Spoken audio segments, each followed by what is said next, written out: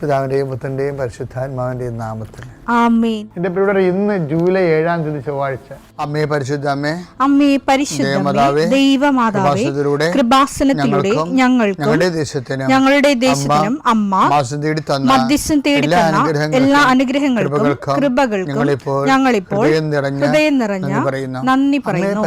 അമ്മേ പരിശുദ്ധമേ, ദൈവമാതാവേ, 2004 ഡിസംബർ 7-ാം തീയതി ഉച്ചകഴിഞ്ഞ് 2:30 കൃപാസനത്തിൽ സംഭവിച്ച അമ്മയുടെ പ്രത്യക്ഷപ്പെടലിനെക്കുറിച്ച് തിരുസഭയ്ക്ക് സമർപ്പിച്ചിരിക്കുന്ന പഠനരേഖകളുടെ മേൽ സഭാത്മകമായ പഠനം ആരംഭിക്കുവാൻ ഞങ്ങൾ പ്രാർത്ഥിക്കുന്നു. അമ്മേ പരിശുദ്ധമേ, ഭൂസ്വർലോകങ്ങളുടെ രാജ്ഞിയായ അങ്ങേയ്ക്ക് ഭൗമസംരക്ഷണത്തിനായി പ്രപഞ്ചപ്രകൃതിയെ തന്നെ തിരുസഭ പ്രതിഷ്ഠിക്കുവാൻ ഈ പ്രത്യക്ഷീകരണം വഴി ഇടയാക്കണമേ. പരിശുദ്ധമേ, ജപമാല മാതാവേ, സകല കൃപാസനം പ്രാർത്ഥനയോടും ചേർത്ത് ഞങ്ങളിപ്പോൾ പ്രാർത്ഥിക്കുന്ന ഈ കുടുംബത്തിന്റെ പ്രത്യേക നിയോഗം പറ മക്കളെ.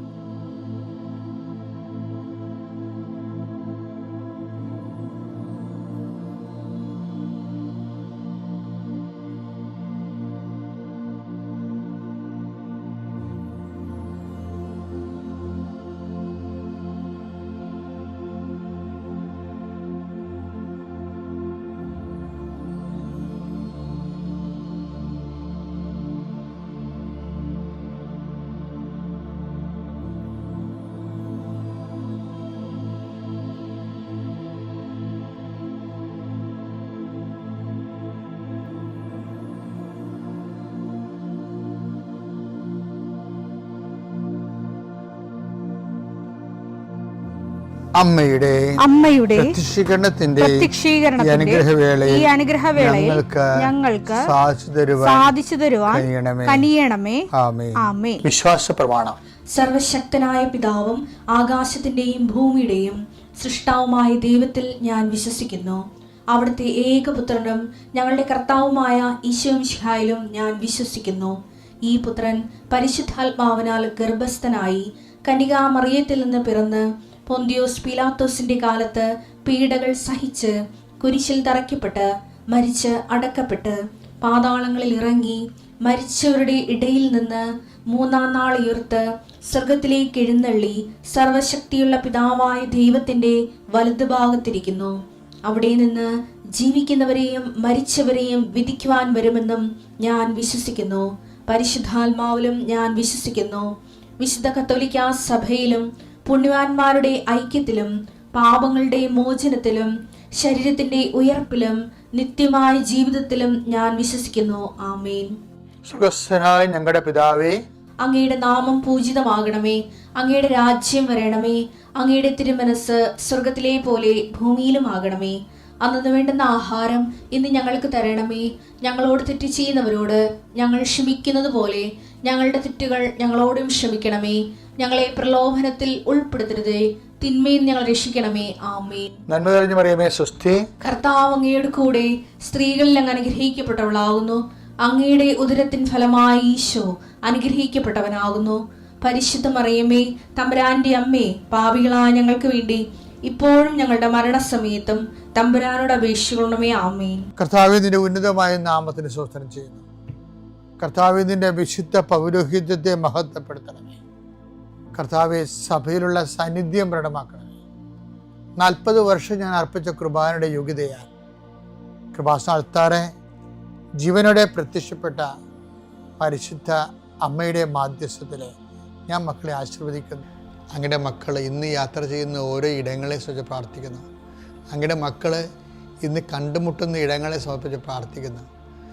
അങ്ങയുടെ മക്കൾ ഇന്ന് കണ്ടുമുട്ടുന്ന ഇടങ്ങളെ, കണ്ടുമുട്ടുന്ന വിഷയങ്ങൾ, സംസാരിക്കാൻ പോകുന്ന വിഷയങ്ങൾ, ആ സംസാരിക്കാൻ പോകുന്ന വിഷയങ്ങൾക്ക് ഒരു തീരുമാനം കിട്ടാൻ വേണ്ടി ഇന്ന് തീരുമാനം ഉണ്ടാകണമെന്ന് ആഗ്രഹിച്ച് പ്രാർത്ഥിക്കുന്നവരുണ്ട്. അവരെ സമർപ്പിച്ച് പ്രാർത്ഥിക്കുന്നു. കർത്താവേ, നിൻ്റെ നാമത്തെ മഹത്വപ്പെടുത്തണമേ. കർത്താവെ, സഭയിലുള്ള സാന്നിധ്യം പ്രകടമാക്കണമേ. അമ്മേ, പരിശുദ്ധമേ, ദേവമാതാവേ, ആരെല്ലാം ഇപ്പോൾ ഉണർന്നെന്ന് പ്രാർത്ഥിച്ച് ഈ പ്രാർത്ഥനയോട് ചേരുന്നുണ്ടോ, ആരെല്ലാം ഈ പ്രാർത്ഥനയിൽ ആശ്രയിക്കുന്നുണ്ടോ, അവരെ എല്ലാം നീ ആശീർവദിക്കണം. എൻ്റെ കർത്താവിൻ്റെ ഉന്നതമായ നാമത്തിൽ, സഭയുടെ അധികാരത്തിൽ, കുരിശിൻ്റെ അടയാളത്തിൽ, ദൈവത്തിൻ്റെ ശക്തിയാൽ ഈ ദിവസം കർത്താവ് നിങ്ങളെ അനുഗ്രഹിക്കുകയും ആശ്വസിപ്പിക്കുകയും ചെയ്യട്ടെ. എൻ്റെ പ്രിയപ്പെട്ടവരെ, പിന്നെ കഴിഞ്ഞ ദിവസങ്ങളിൽ ഒരു പ്രത്യേക സാക്ഷ്യം ഉണ്ടായിരുന്നു. അവർ പറയണത് ഞങ്ങളുടെ നല്ല കാലത്താണ് ഞങ്ങൾ ഉടമ്പടി എടുത്തത്, ഞങ്ങളുടെ നല്ല കാലത്താണ് ഞങ്ങൾ ഉടമ്പടി എടുത്തതെന്ന് പറഞ്ഞാൽ ഡോമിനിക്ക് സഹോദരൻ ഡോമിനിക്ക്, അദ്ദേഹത്തിൻ്റെ വൈഫ് സിജി, പിന്നെ റോമിക്ക മകൾ, ഈ മൂവരും കൂടി ആ സാക്ഷ്യം പറയണത്. അപ്പോൾ അദ്ദേഹം പറഞ്ഞത് ഇന്നുവരെ ആരും പറയാത്ത സാധനമാണ്. അത് ഞാൻ നിങ്ങളോട് പറയണത്, ഞങ്ങളുടെ നല്ല കാലത്താണ് ഉടമ്പടി എടുത്തത്. അദ്ദേഹത്തിന് ജോലിയുണ്ട്, വീട്ടിൽ കുഞ്ഞുങ്ങൾ പഠിക്കുന്നു, കുടുംബത്തിന് വലിയ കടങ്ങളൊന്നുമില്ല, കുടുംബത്തിന് സ്വസ്ഥവും സമാധാനമായിട്ട് ഭാര്യയും കുഞ്ഞുങ്ങളും വീട്ടിൽ താമസിക്കണം. അപ്പോൾ അങ്ങനെ വളരെ നന്നായിട്ട് പോയി. അപ്പോൾ ആ ഒരു കാലത്ത് ലീവിന് വന്നപ്പോൾ ഇവർ ഉടമ്പടി എടുത്ത്. ഇപ്പോൾ ഈ ആൾക്കാരെല്ലാവരും ഉടമ്പടി എടുക്കുന്നത് എപ്പോഴാണെന്ന് അറിയാമോ? മോശം കാലത്താണ് ഉടമ്പടി എടുക്കുന്നത്. മോശം കാലത്തല്ലേ ഉടമ്പടി എടുക്കണം. എല്ലാവരും ഒരു 99% ആൾക്കാരും മോശം ടൈമിലാവുന്ന ഉടമ്പടി എടുക്കണം. അതുകൊണ്ടാണ് ഞാൻ ഈ സാക്ഷ്യം ഇങ്ങനെ കൊള്ളാമല്ലോ എന്ന് പറഞ്ഞത്. അതാ നല്ല കാലത്ത് വന്ന ഉടമ്പടി. അപ്പം നല്ല കാലം എന്ന് പറയുമ്പോൾ കാലം ചേഞ്ച് ചെയ്യുമ്പോഴേ, ഇപ്പം എനിക്കുണ്ടല്ലോ, എനിക്ക് ഒരു ആശുപത്രി കിടപ്പ് ഉറപ്പാണ്. ഏത് ഈ ജൂൺ മാസത്തിൽ, പിന്നെ ഇനി ഫെബ്രുവരി മാസത്തിലാണ്. കാര്യം പെട്ടെന്ന് നമുക്ക് കൺട്രോൾ പോയിട്ട് ഈ കഫം വന്ന് അന്തരീക്ഷം തണുത്ത് കഴിയുമ്പോൾ അലർജറ്റിക്കായിട്ട്, തണുപ്പിനോട് അലർജിയാണ്, അലർജറ്റിക്കായിട്ട് നമ്മുടെ ചെസ്റ്റ് ബ്ലോക്ക് ആവും. പിന്നെ നമുക്ക് ഒന്നും ചെയ്യാൻ പറ്റില്ല, വിറച്ച് തുള്ളി പനിച്ച് അങ്ങനെയാണ് അവസാനിക്കുന്നത്. ഇത് എപ്പോഴും തുടങ്ങിയാല കുഞ്ഞുനാളെ പോലുള്ള റെക്കറിങ് ആയിട്ടുള്ള സംഭവമാണ്. കാലം മാറുമ്പോൾ ബോഡി നമ്മൾ അറിയിക്കും. ഭയങ്കര സിവിയറാണ് ആ സമയത്ത്. പനിയൊക്കെ 103 വരും. അപ്പം ഇതിൻ്റെ ഒരു വിഷയം ഇതുപോലെ അത് സീസൺ ചെയ്യും. ഇതുപോലെ ജീവിതത്തിലും ചില സമയത്ത് സീസൺ ചേഞ്ച് ഉണ്ട്. പക്ഷെ നമുക്ക് പരിശുദ്ധാത്മാവ് ഉണ്ടെങ്കിൽ സീസൺ ചേഞ്ചിന് മുമ്പ് നമ്മുടെ ജീവിതത്തിലെ കാര്യം ഞാൻ പറയട്ടെ, പരിശുദ്ധാത്മാവ് ഉണ്ടെങ്കിൽ ഇപ്പം ഇയാൾ ഈ പറയുന്ന ഡോമിനിക് എന്ന് പറയുന്ന ആൾ ജീസസ് യൂത്തിലെ ഫുൾ ടൈമറാണ്. ഫുൾ ടൈമേഴ്സിൻ്റെ പ്രശ്നം വെച്ചാൽ അവർക്ക് പരിശുദ്ധാത്മാവ് ഇല്ലാതെ മുന്നോട്ട് പോകാൻ പറ്റത്തില്ല. അപ്പം അതുകൊണ്ട് അവരെപ്പോഴും അത് ഈ ഫുൾ ടാങ്ക് പെട്രോൾ അടിച്ചിട്ടേക്കണമെന്ന് പറഞ്ഞ് ഇട്ടേക്കുമ്പോൾ ഇപ്പോൾ വലിയ യാത്രയില്ലേ, ലോങ് പോകേണ്ട ആൾക്കാരില്ലേ, ലോങ് പോകേണ്ട ആൾക്കാർ എന്ത് ചെയ്യും? ഫുൾ ടാങ്ക് അടിച്ചിട്ടേക്കും. ഈ ആധ്യാത്മിക അധികമുള്ളത് അതാണ് നല്ലതെന്ന് തോന്നുന്നത്. ചില ആൾക്കാർ ഈ ഷോർട്ട് പോകുന്ന ആൾക്കാരുണ്ട്. അവർ നല്ലത് 1/2 ലിറ്ററൊക്കെ അടിക്കത്തുള്ളൂ, 1 ലിറ്റർ വല്ല 100 രൂപയൊക്കെ അടിച്ചു വെക്കും. അപ്പം അത് നമ്മൾ എങ്ങനെ പോകുന്നു എന്നുള്ളതനുസരിച്ചിരിക്കും. ഇപ്പം നമുക്ക് ഒരു മിനിമം ഫിസിക്കൽ ലൈഫ് ഉണ്ടെങ്കിൽ ഇതുപോലെ 100 രൂപയൊക്കെ 50 രൂപയൊക്കെ പെട്രോൾ അടിക്കുന്ന ആൾക്കാരെ പോലെ. ലോങ് പോകുക എന്ന് വെച്ച് കഴിഞ്ഞാൽ ദൈവമായിട്ട് സാക്ഷ്യം വഹിച്ചുള്ള സാക്ഷി ജീവിതമില്ലേ, അതിനാണ് ലോങ് പോകണമെന്ന് പറയണത്. അങ്ങനെ ലോങ് പോകണവർ ഫുൾ ടാങ്ക് അടിക്കണം. ഈ ഡോമിനിക്ക് ഒരു ഫുൾ ടാങ്ക് അടിക്കുന്ന പാർട്ടിയാണ്. കാര്യങ്ങളുടെ ജീസസ് യൂത്തിൻ്റെ ഫുൾ ടൈമറാണ്. അപ്പോൾ അവർക്കറിയാം കർത്താവിൻ്റെ ജോലി ചെയ്യണമെന്നുണ്ടെങ്കിൽ നമ്മളെപ്പോഴും നല്ല ഫുൾ സ്പിരിറ്റഡ് ആയിരിക്കണം. അപ്പോൾ സ്പിരിറ്റാണെങ്കിലുള്ള ഗുണമെന്ന് പറയുന്നത്, സ്പിരിറ്റിൻ്റെ സീസൺ ചേഞ്ച് ചെയ്യുമ്പോൾ സ്പിരിറ്റ് വരാൻ പോകുന്ന കാര്യങ്ങൾ അവൻ ഞങ്ങളോട് പറയുമെന്ന് അറിയത്തില്ല. അപ്പോൾ അതിനടുത്ത് യോഹന്നാൻ 16:14 ഒരു ഭയങ്കര വചനമാണ് ഈ യോഹന്നാൻ 16:14. വായിച്ചേ. വരാനിരിക്കുന്ന കാര്യങ്ങൾ സീസൺ ചേഞ്ച് ചെയ്യണമെങ്കിൽ വരാനിരിക്കുന്ന കാര്യങ്ങൾ അവൻ നിങ്ങളെ അറിയിക്കും. അവൻ എനിക്കുള്ളവയിൽ നിന്ന് സ്വീകരിച്ച്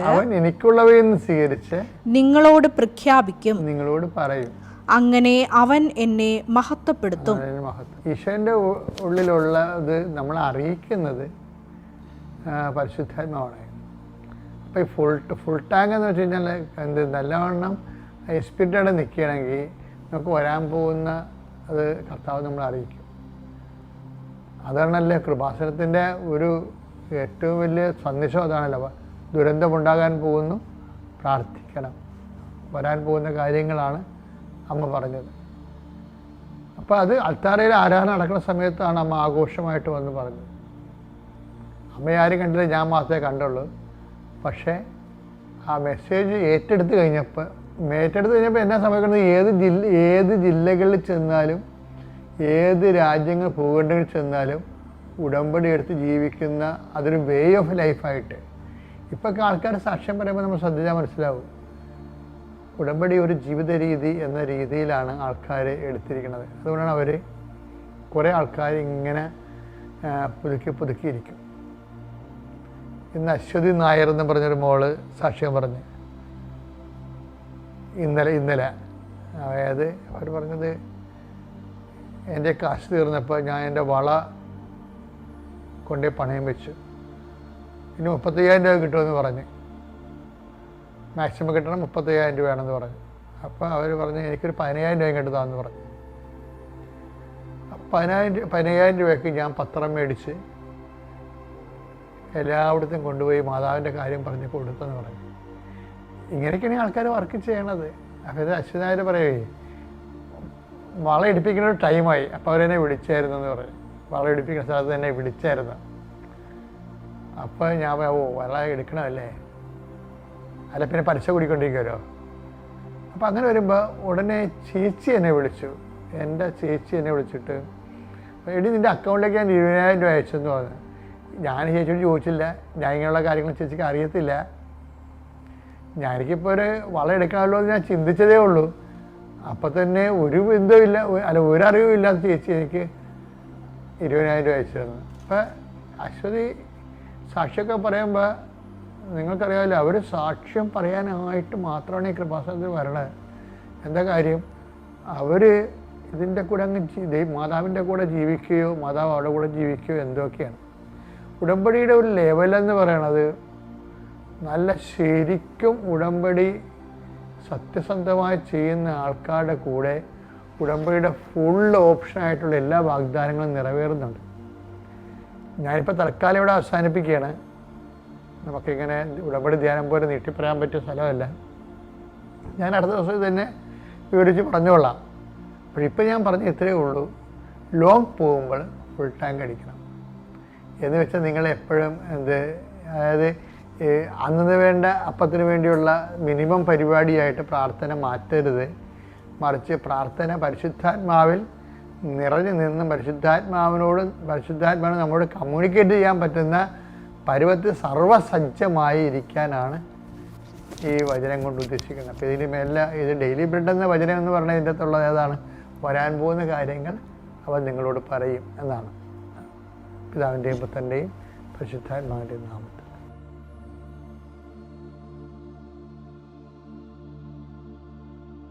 അത്യപൂർവ ദൈവാനുഭവങ്ങൾ ഇനി നിങ്ങൾക്കും സ്വന്തം. ഈ യൂട്യൂബ് ചാനൽ ഇതുവരെ സബ്സ്ക്രൈബ് ചെയ്തിട്ടില്ലെങ്കിൽ ഇപ്പോൾ തന്നെ സബ്സ്ക്രൈബ് ചെയ്യുക. ഈ വീഡിയോ ഇപ്പോൾ തന്നെ നിങ്ങളുടെ സുഹൃത്തുക്കൾക്ക് ഷെയർ ചെയ്തുകൊണ്ട് കർത്താവിൻ്റെ പ്രേക്ഷിതരാകുക.